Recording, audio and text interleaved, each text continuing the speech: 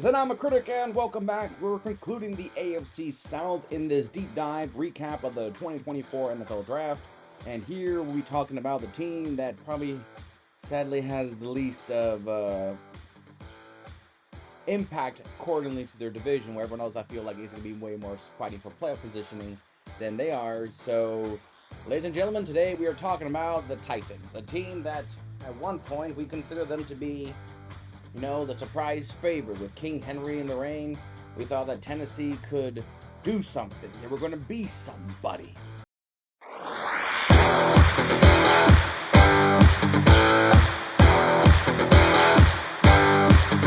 The time has passed. Players have left.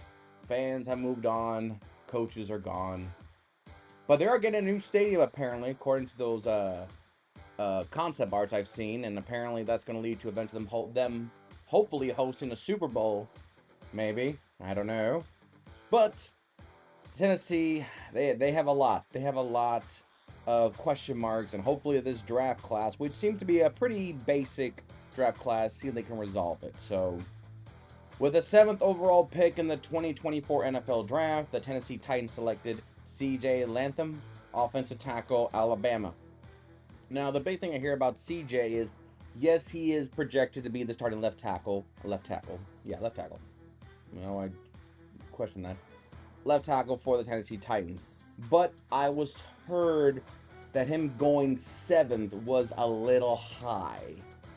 That they were thinking that maybe this was a reach. Tennessee got desperate and they reached out. So it was more of a knee-jerk reaction potentially.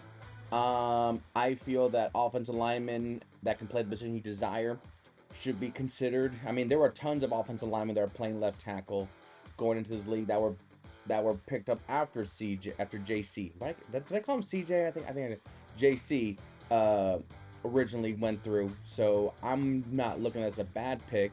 They needed a left tackle, and they got the left tackle that they believe will benefit themselves further, since I feel like they're going to be probably looking to be more of a receiving threat.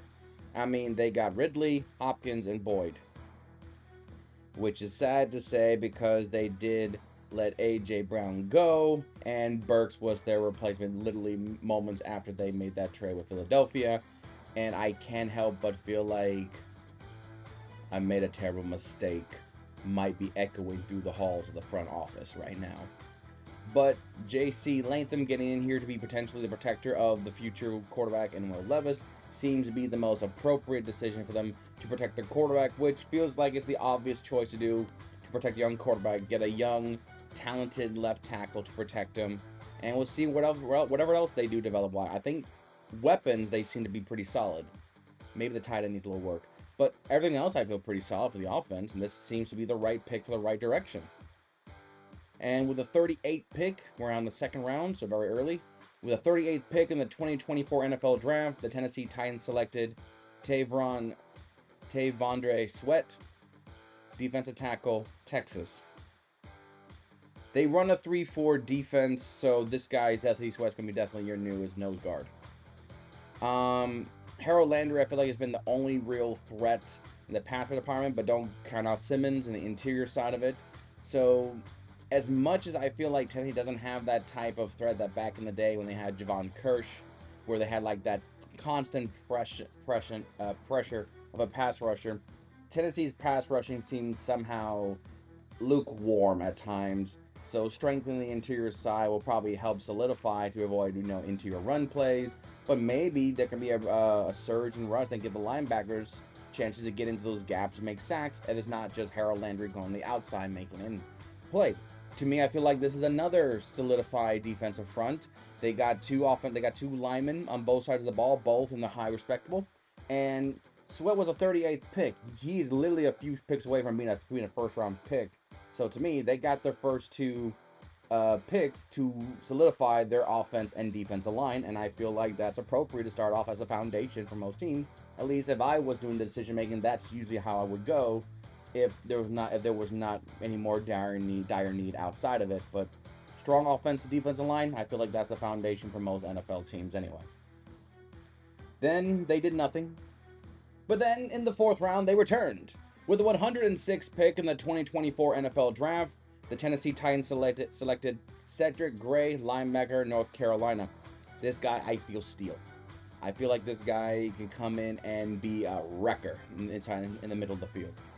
Yes, he's not technically projected to be a starter right away, but I believe he's going to turn heads. I believe that the more development he has, will make it better. But if he starts by week 10 or gets some starting opportunities by week 10, I would not be surprised. I feel this guy has a major upside. I feel like he's going to be a wrecker inside the defense for that front seven.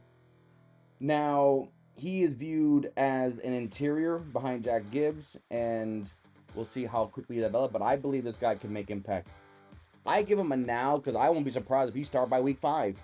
If he comes in and makes I'm getting Quan Alexander vibes from him, an LSU linebacker that probably were not considered highly anywhere until preseason. He started, busting heads, and his speed impacted that he eventually became a starting linebacker with the Buccaneers with Levante David. So if he does the same thing, he might be starting sooner than that. But I believe in the first 8 weeks, before the halfway point, he'll start. I feel it. He'll break heads. Then 40 picks later, they just took time off. In the 5th round, with the 146th pick in the 2024 NFL Draft, the Tennessee Titans selected Javaris Brownlee Jr., cornerback, Louisville. Now, Mr. Brownlee Jr., thank you for coming into my office. Sorry, I'm just looking at your list here. We all know they got L'Jarius Sneed. They got the cornerstone of their secondary already. We all know that.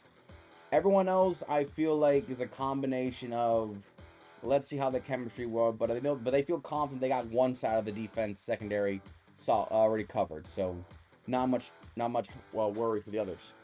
But Mr. Brownlee Jr. I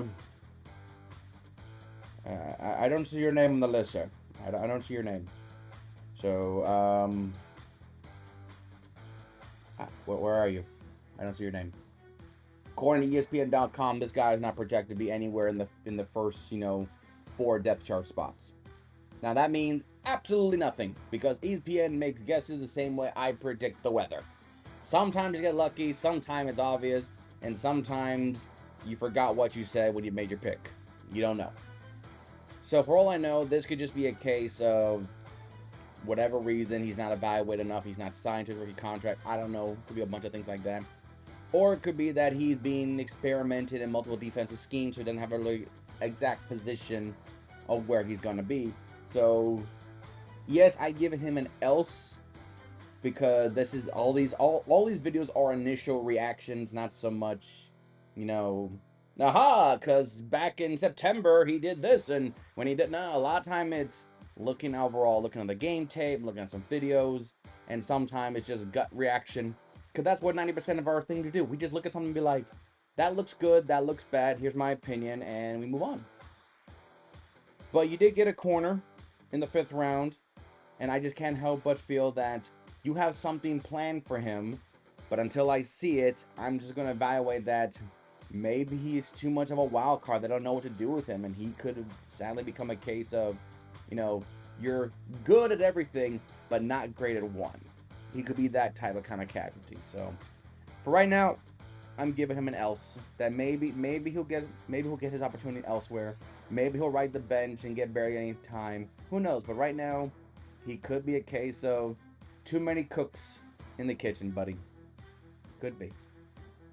Then, in the 6th round, with the 182nd pick of the 2024 NFL Draft, the Tennessee Titans selected Jaquan Jackson, wide receiver, Tulane. Tulane is a program that sometimes I keep forgetting that they were pretty good for the past few years. They were solid. Yes, they played in the American Conference, so sometimes level of competition gets kind of muddy. But I feel like the Tulane Green Wave was effective, and Jackson was a big part of that.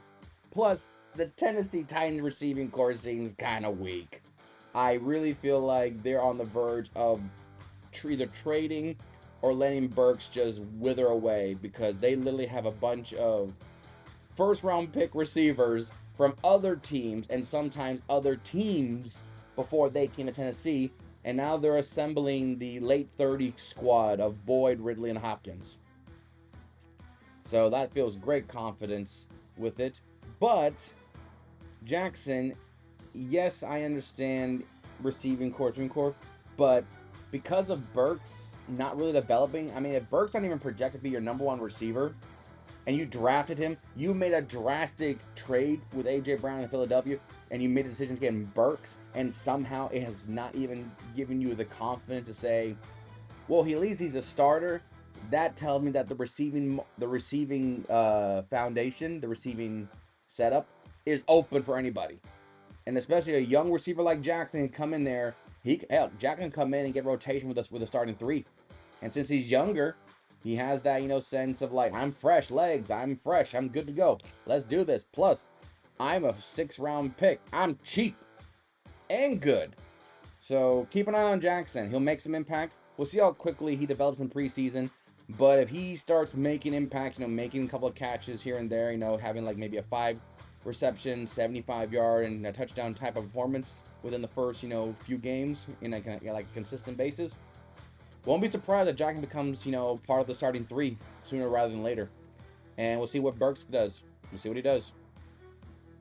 Then we go to the 7th round. With the 242nd pick in the 2024 NFL Draft, the Tennessee Titans selected James Williams, safety, Miami.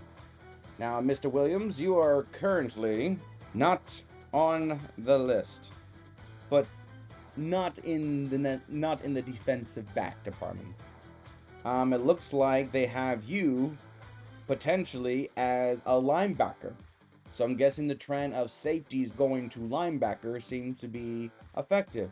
This guy is 6'4", 232. Kind of big for a safety, but kind of just the right size for a college linebacker in a late round pick. This feels like a project player. Now, that does mean that sometime we'll see how quickly he gets inept into the system, but maybe his speed and athleticism could help carry his lack of understanding the position that he needs. Yes, he was a safety in Miami, and he was drafted as such. At least I'm questioning, was he a safety at Miami, or am I, losing my mind? Because this is not the first time I've done a video where a player, yeah, he's a safety. So, because sometimes you just go, they changed positions on me.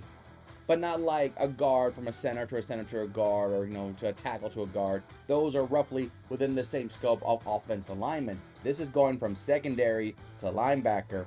I would like to say 2 drastically different schemes. One requires more hitting, one requires more identifying, and also being the last line of defense. So this could be a complete experiment of experiments. That's probably why he's projected. But then we'll see how well the experiment works to see if they can transition a safety, as physical as he is, to a linebacker, and how quickly can he be adaptable to eventually make impacts right away. The good news is I feel like his athleticism could probably carry him further and give him time to develop, maybe get some opportunities on special teams, and then he'll develop into a player. We'll see. Maybe packages won't work for him too, and maybe it's a pass rusher. They do run a 3-4 defense, so linebacker position does scream favorable. But don't worry, because they actually addressed that same position later with an actual rusher. In their last pick of the 7th round and the entire draft, with the 252nd pick of the 2024 NFL Draft, the Tennessee Titans selected Jalen Harrell, edge, Michigan. I remember this guy. In Michigan. He's a lot bigger than he looks on the field. He looks a lot bigger. And he is also being viewed as the outside linebacker pass rusher with the Adrian and Caleb Murphy side. So we'll see how quickly he gets developed. But I'm going to give a sense of, what's the word? Favoritism, confidence. With a Harbaugh who coached the NFL, now he's back in the NFL. He was on a solidified defense for years that won the national championship finally. Then I'm going to take his pedigree. I'm going to take his understanding of what it takes to be with a head coach in the NFL and to be on a winning program. That he could be one of those late round player that may not get the attention he deserves, but he might get rotation. Like I said, Tennessee's sack department does not really make me feel with the team they have right now that says this could be like, kind of like a 60 sack type team or a 40 sack team. This team looks to be a team that might get less than 30 sacks a season, as of right now. So we'll see how much that develops, and we'll see how quickly, Jalen develops into his position. I know that's given a lot of hope for, a late round pick, but I feel like thanks to people like Brock Purdy, as long as you get drafted, it doesn't really matter. You just got to show what you do in preseason and how quickly you can do it, and, don't hope for injuries, but be ready if it comes. For your opportunity comes when others sadly miss theirs, or, they get hurt, and that's sadly out of their control. But I feel like this could be a potential bright spot for a late round pick for Tennessee. So that's the Tennessee Titans. Overall grade I give them, because of so many new, because of so many old favorites that carry this team literally are gone. They need to reevaluate. They got Tony Pollard, but let me just wince at that for right now. So for right now, I'm gonna say they're not yet there. They're not yet. Could they surprise us? Of course they can. Of course they can. And I'll make that decision more solidified when I can see what they have on preseason, even though I know very well that 9 times out of 10, they won't play their full strength and they won't play long enough to get a nice evaluation. So it just becomes under speculation. That's what like half the sports shows on YouTube and on network television do. We speculate, and hopefully that when we're right, we come out as geniuses. But when we're wrong, we come off as you're just another voice in the crowd. Thank you, voice in the crowds. But sometimes we offer some insight that maybe the people in those $15 million suits don't know. Could be a possibility. But Tennessee right now, I don't see it yet, guys. I don't see it. Tennessee has been heavily big on run the ball for years with Henry. Now Henry's gone, so now I feel like they gotta search for a new identity now. So we'll see. But with everyone else in the division seems to be a little bit more focused and has proven a little bit more than you. Not yet, guys. Not yet. Maybe next year. Maybe next year's draft will make it better, but not yet. Not yet. And that's the Tennessee Titans. And that concludes the AFC South. And now we are down to our last two divisions. And I think they're probably the most interesting of division. Let's just be real. They both are, with their own unique stories and tales. So we're going to go to the AFC. Let's stay in the AFC. And we're going to go to the AFC East. And we're going to talk about the team that may be the most not interesting. And for the longest time, they had not been that. So we'll start the AFC East conversation with their draft recap with the New England Patriots, as they once again continue the quest of trying to replace Tom Brady. Yeah. So, until next time, I'm Cortez, and I'm a critic. Thank you so very much for watching.